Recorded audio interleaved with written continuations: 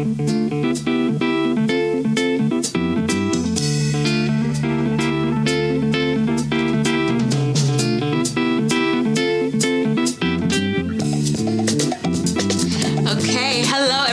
welcome back to another episode of the Konjo Show, where we discuss all things love, faith, and culture. I am your host, Nancy Konjo, and joining me today is my amazing guest, Mr. Jason Nkwain. Am I saying that right? Nkwain. Oh, yes. It's Nkwain. Sorry. Yeah. Nkwain. Jason Nkwain. So please introduce yourself, what you do, all that great stuff. Hello, everyone. Thanks for having me here, first of all. My name is Jason Nkwain. I am a writer. I'm an educator and an all-around creative. I like to believe I believe in the power of words and how they shape the human experience. I believe in people. I believe in our ability to be able to impact people. And as an educator, I believe in lending my hand towards, helping to raise people, out of ignorance and raise myself too out of ignorance. Yeah. I love that. So with that being said, I think today's conversation is going to be very interesting. Yeah. And again, we're still in our love series. So today's going to kind of be, we're going to be kind of discussing the intersection between love and ethics. And so like the implications of that moral system. And so the question today is going to be, do you believe in unconditional love, especially as it pertains to romantic partnerships, right? And this was brought up because I sent you this image on Instagram. Meme, yeah. Yeah, this meme. So I'm going to read it directly. It states, "I don't believe in unconditional love for romantic partners. There's always a line you can cross that would get me right the F out of there." Okay. So. Well, first of all, I think we will need to define unconditional love because that definition will vary, right? It's very nuanced based on from relationship to relationship. Unconditional love for some people in certain relationships could mean that, no matter what happens. Right. That could be the definition, like literally it's a all or nothing type thing. Unconditional love for other people, it means that, through different stages. I had a conversation earlier with some friends, shout out Uche, shout out Nanso, and Uche made a clear point that, unconditional love can be in facets. As in, it depends the different stages that people are in their relationships and how that looks, right? So that unconditional love has to be changing per those phases that they are in those relationships. Because again, we are constantly becoming. I just looking at Michelle over there. We're constantly becoming. We're constantly changing people, and that unconditional love always has to change to fit the space where that relationship is. Because and I'm going to ask this question. I kind of agree with that. Is that when you are just a boyfriend and a girlfriend, the unconditional is not. It's not the same as when you marry and there's a ring on that finger, right? It's the same way, you as a woman wouldn't be expecting to give certain benefits to your boyfriend that you will give to your husband, right? So I genuinely think that, that unconditional love does exist, but to each his own. People define it differently depending on whatever relationships they're in. And their stages that they're in. Okay. And so let's clarify. So I looked up the different types of loves because there's apparently 8 types of loves out there based on like Greek ideals and ethics. But so I'll go through the list. And the first one that's listed is philia. So that's an affectionate love, brotherly love. When you think about Philadelphia, city of brotherly love. And it's a love without like romantic attraction, and usually occurs within friends or, family members. Yeah. The second one that came up was pragma. This love is kind of more so that enduring love, usually in romantic relationships, more so marriages, usually just long-term partnerships in general, romantic partnerships in general. Right. And you're kind of choosing to stand in love rather than like falling in love. Like you have a choice. You're making conscious decisions every day to choose this person, right? Yep. It's a very sobering love, very pragmatic, practical kind of love. And so then the third one is storge, which is more of a familial love. You would think about mother to child. You can also have this with friends who you consider family, whatever. The fourth one is eros, which is like eros, romantic love, right? An erotic love deals more with intimacy. The Greek god. Yeah, eros, physical pleasures, things like that, lust of eyes and body. The fifth one is ludus. Hopefully I'm saying that correctly. This is more of a playful love, primarily in romantic relationships. Usually like the honeymoon stage where it's playful and it's fun. That chase stage, that ludus, you got that. And it doesn't mean it can't endure throughout a lifespan of a romantic relationship. That's typically what you see in the beginning. And then there's mania, which is like an obsessive type of love, an infatuated kind of love. Usually in cases like this, people care more for the other person than they do themselves. They usually have a higher regard for another person than they do themselves. And it tends to be, have tendencies of possession, jealousy, toxicness. And it tends to not be healthy. And then the other one, hopefully I'm saying this correctly, is Felucia. I don't know if you've heard of this one. Yeah. Right. So this is more self-love. And it can, be on a spectrum. But I think it is important to have self-love in general. Right. But just making sure that you're kind of conscious and try to stay on a balance to where it's not to the point where like you become selfish and self-indulgent or, you lose empathy for others. Yeah. But typically this is a healthy form of self-love, right? You have compassion and care for yourself. And then the last one is agape love, which is that selfless love, which is that unconditional love, which is that godly love. It endures all through any and everything. It doesn't matter what you do. You can do any and everything. Doesn't matter how bad it is. When we think about God's love for us, God's love for us doesn't displace us regardless of what we do, right? There's nothing we can do that can separate us from the love of God. So that's what I think about when I think about unconditional love and agape love. And so bringing that back to this conversation, is that healthy for partners to have that kind of love towards each other? Which type specifically? Agape, that unconditional love, because that's what unconditional love is in terms of definition, and it definitely to me. Well, you know what? I actually do believe that you should have unconditional love. But also unconditional love does not mean that you stay in an abusive relationship.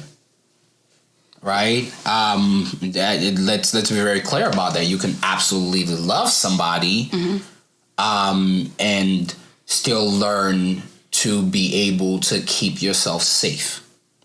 You can absolutely love somebody and not remain, unless that person is actively working towards being better or choosing to grow and be better, because then at some point then it becomes self-hate. Because let's be honest, for agape love to truly be, there has to be a true love for self. Because if you truly don't love yourself, you really cannot truly love somebody else. Right. So that's really the first thing of it. For you to actually unconditionally love somebody else, you have to unconditionally love yourself. You have to be assured in yourself, so that way when the love that you're giving out, it's not fabricated, it's not false, right? It doesn't wear a mask. It's real, it's direct, and it's actually just you practicing what you daily practice with yourself. So I do believe that yes. We can unconditionally love people because we all are broken to a great extent, and genuinely, sometimes that love can be healing.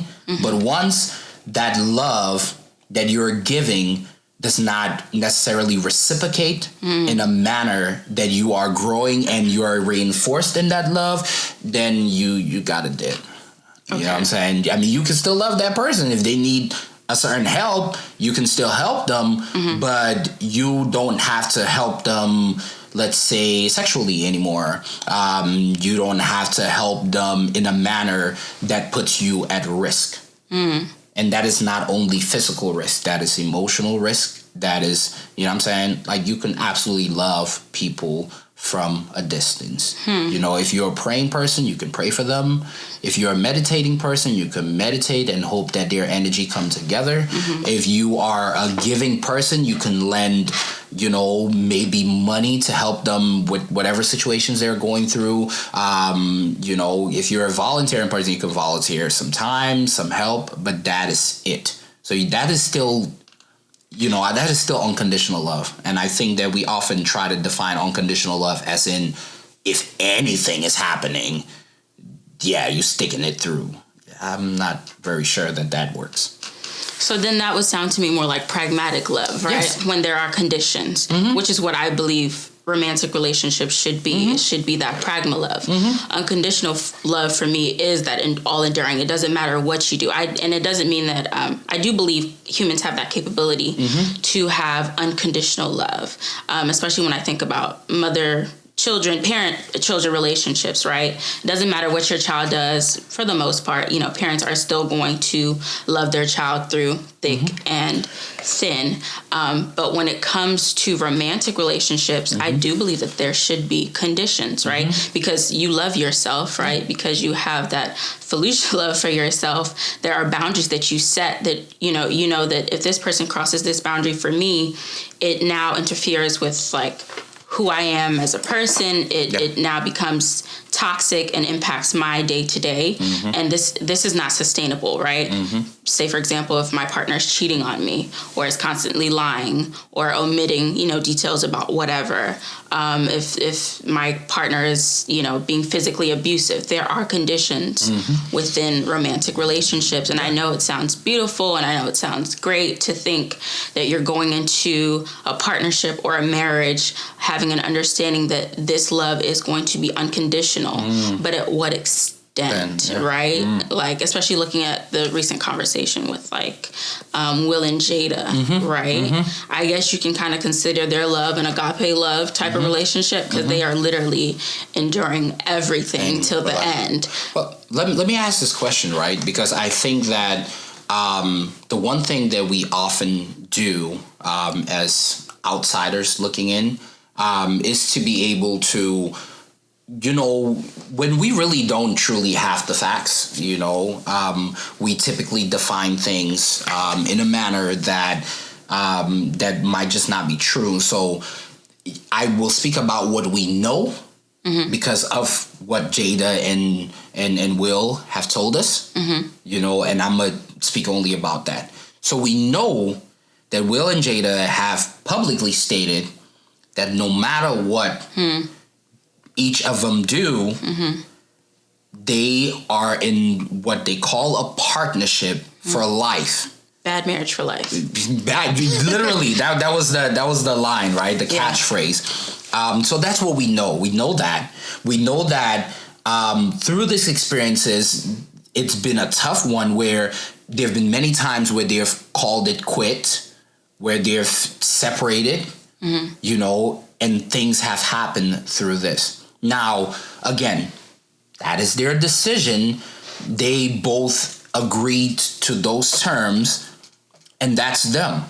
You know, and I think that it depends. It depends because that also now speaks to another thing that I think we have to address when we're speaking about unconditional love, which is this whole idea and concept of soulmates. You know, I think that we have to address that because it is very important, because when a lot of people believe that you only have one soulmate, right? And different people define soulmates in different ways. My friend again earlier today said that, we actually don't even have the words to be able to define soulmate, because it is in that metaphysical realm that most of us speak to wish as like we know it, but we really don't know it. It's more of a faith thing, right? When you speak of soulmate, it's to say that there was somebody appointed for you. Now, the interesting thing is, like, how do you know for sure that this person was appointed for you? Did you read it somewhere? Or was it, like a tug in your heart telling you that this is the one? And then at what point do you start questioning that, if that person is the one? Is it the first time that they mess up and show you that they're really just human? or what is it, right? So that is the question, is that most people typically who might believe in the soulmate thing typically believe in that agape, unconditional love. Endure. Because they're like, oh, this is the only one meant for me, and because this person is the only one meant for me, look, we gonna scrap. We just gonna ride it out. You know, and maybe that's what Will and Jada, have. And maybe that's what they genuinely believe.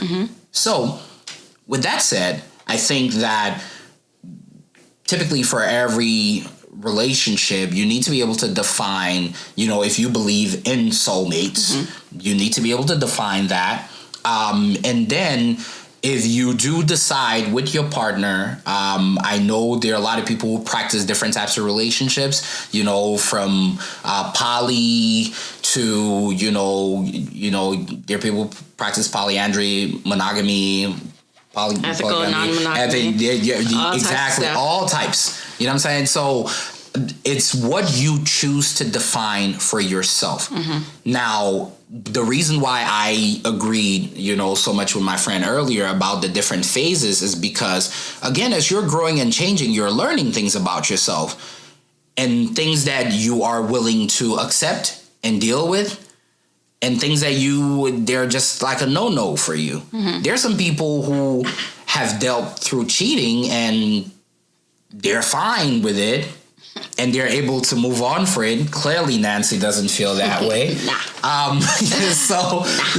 So there's some people who are able to deal with that and are able to move on from it. I don't know how it affects the relationship. So, you know what I'm saying? But there's some people who are... Because let's be honest, and there are some people who, man, if you even look at another girl or another man while you're in a relationship, that's it.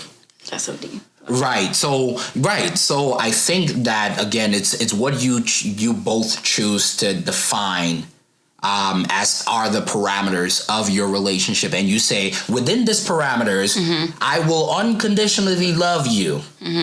From you being very faithful to me to you maybe cheating once or twice. You know what I'm saying? I will be but once you get to that third one, I'm leaving. Fool me one time, shame on you. Fool me 2 times. Fool me 3 times, I'm out. So yeah. But again, that to me sounds pragmatic. That does not sound unconditional. Because if we're talking about unconditional, it is all enduring. It is that love that says, I will not dispose of you no matter what you do. You can hit me, you could cheat on me, you could whatever, a bad marriage for life. I don't aspire to that. Do you know people who practice that? Oh, yeah. I mean, a lot of our parents. All facts. A lot of our friends. A lot of African parents practice that. Why do you think they do? Conditioning, especially more so, and I think I had that conversation a little bit earlier with Phil, but especially on the woman's side, I feel like a lot of us have been conditioned to stay and practice that unconditional love towards our male partners, regardless. That's what we've seen. That's what we've been taught. And anything less than that makes you less of a woman. Yeah. Right? Makes you a bad wife, makes you a bad lover. And funny enough, we tend to be disposable when we make mistakes. But when our partners do the same, we are taught to to stay and endure and provide that godly love, even if it's not reciprocated. And that for me is really toxic and unhealthy. Wow. And again, right, so if we're talking about that Felicia love, in order for you to truly love somebody, you have to love yourself. So if you're staying despite this constant, toxicity or this constant maltreatment, do you truly love yourself? Like, do you truly value yourself? And also going back to that soulmate statement, like a lot of people who do abide by that view of like unconditional love tend to believe in having soulmates. Yeah. I don't personally believe that. I believe that if there are different types of soulmates. Oh, yeah. Speak on it. At varying stages of your life for varying reasons. And I think, most of us have felt like we've met someone and there's been that like instant connection where conversation just flows. You finish each other's sentences and it's like, what is this? Like, but are you guys still together today? No. But at that time, like it felt like that connection was there for a reason. That encounter happened for a reason. That was your soulmate in that time, right? For whatever reason, it helped you to grow. It helped you to learn. It helped you to evolve. But in terms of like having, one soulmate for the rest of your life, like there are too many people in the world. I really, I don't, ascribe even to that. Add to that, like speak to what if to say you believe in having that one soulmate and then, in your early 30s and one of you die. So does you never follow through? And some people don't. There's some people who do. If you do ascribe to that belief that person was your soulmate, some people genuinely don't remarry. They don't, re-enter into partnerships because they believe that person was the only person meant for them, and they die, alone, widowed, and they are completely fine with that. And again, I think I want to stress that no matter what, it is a choice. If you choose to ascribe to unconditional love, within romantic partnerships, that agape love, it is your choice, it is your doing, and you have the right to do so. But I think I would, especially for my women counterparts, just encourage you to really think about what that means in terms of like self-love, and what you're willing to endure for the sake of love. Like, is it really worth it? And I'm not saying, throw away your relationship at the first sight of trouble. But is that person also making a conscious effort to contribute to that relationship, to work on themselves? Is this a mutually reciprocal relationship? Are you guys mutually giving of each other within that partnership? I think those are the important things to evaluate. But do I think you should, stay and keep enduring for the sake of saying, I withstood, the worst for the sake of love? No, I'm not God. So I don't ascribe to that. I'm so sorry. No, you're good. I think that there's another meme that I saw, which is, the meme of, and speaking particularly about Black women, right? The meme about how, there's a Black woman drowning, right? And then, we reach out and it's like it seems like we're reaching out to save them. We're reaching out to say high five. You're strong. You're a strong Black woman, right? Yeah. And I mean, we live in a deeply racist society, and that racism sips into just about every aspect of our lives, and we don't see it. Just that statement, you're a strong Black woman, is literally the way that we've been able to, demean Black women's pain, right? We chuck it up to, oh, you're strong, right? We're literally gaslighting them to not be able to engage their pain and to be able to deal with it. That's why a lot of Black women go to the hospital and don't come back. And, they don't deal, because even the doctors, knowingly and unknowingly, that is literally how it functions in you as far as racism is concerned, is because you've grown up in a system that is deeply that way, where, it's just it's almost natural that it's invincible. You don't see it, right? You don't really see it because you never have to think about it. You just perform it, right? So even black men, like, let's be honest, I used to do it too. Used to be like, yeah, black women are strong. But then I never asked a black woman, like, do you want to be strong? Is this a choice that you made? Do you enjoy being strong? Can you carry this weight? Like, there you go, right? But I never asked that because I just thought that, oh, it makes sense. You know, I'm giving a compliment. Like, damn, y'all strong. You're right. You know what I'm saying? But you never thought about that. Like, what about the black women who don't want to be strong? Yeah. And what happens on the days when they decide not to be strong? Yeah. What's the cost of that? What is the cost of that? So I think that, you know, that is specifically something that we don't think about. But there is a question that I've been burning to ask you, right? Please. Which is, you know, which is that division between what being love, and speak to this in terms of, okay, being loved and being in love, right? Because I think that there is a difference. Like, I love you, and then I'm in love with you, all right? And where unconditional love should fall in that. Like, I love you, I just love you. Like, you're my friend, even if we were romantic, like, I just love you. But being in love, which I define as a decision, I've made a decision that I'm in love with you. And that decision also comes with accepting certain things about you. You know, so, like, what do you think about that specifically? So are you asking if someone can have unconditional love on either side? I mean, yeah, technically, yeah.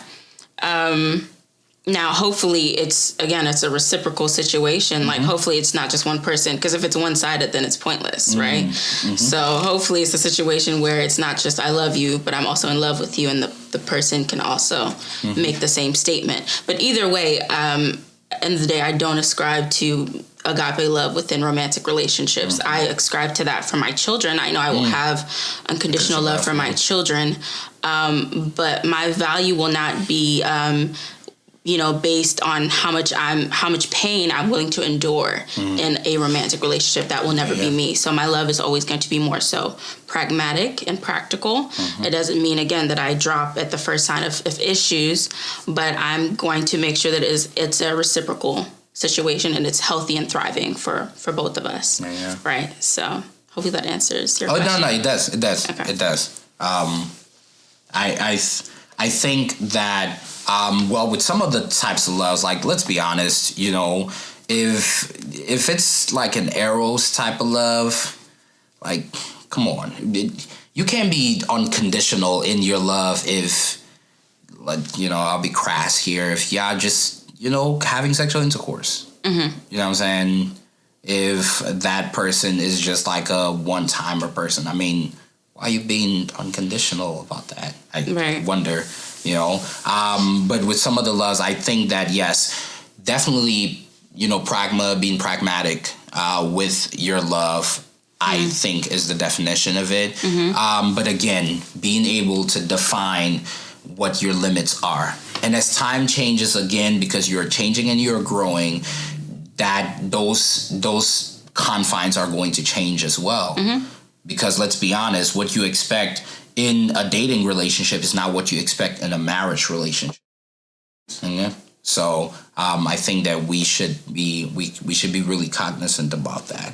And I appreciate you again for coming, giving your amazing insight. It's been really just eye-opening, and I think these conversations need to be had more often. So I appreciate you for your input and just for your support of Black women.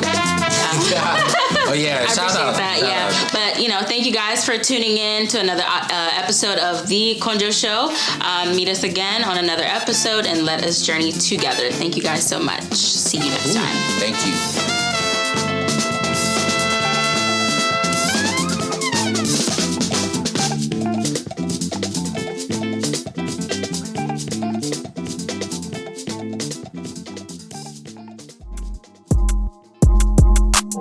Listening to Humbly. Humbly Radio. Radio. The baddest radio station. No joke about it.